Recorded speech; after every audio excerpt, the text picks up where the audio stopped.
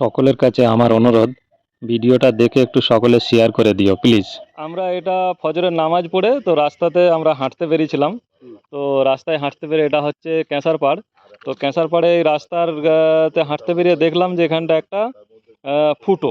তো একটা ফুটো, তো ফুটোটার কাছে এসে দেখলাম যে নিচতে প্রায় হাত দিয়ে গর্ত হয়ে আছে। তো এখানটা দিয়ে যে কোনো প্রকারে যদি গাড়ি, বড় কোনো গাড়ির যদি চাকা এটা দিয়ে যায় তো গাড়িটা বসে যেতে পারে অথবা কিন্তু পাল্টিও খেয়ে যেতে পারে। তো সেই কারণেই আমরা এখানে একটা এই যে গাছের ডাল ভেঙে এনে, আমার রফিক ভাই গাছের ডাল ভেঙে এনে এখানে একটা চিহ্ন দিল, তো এই সাইড দিয়ে কোনো গাড়ি না যায়।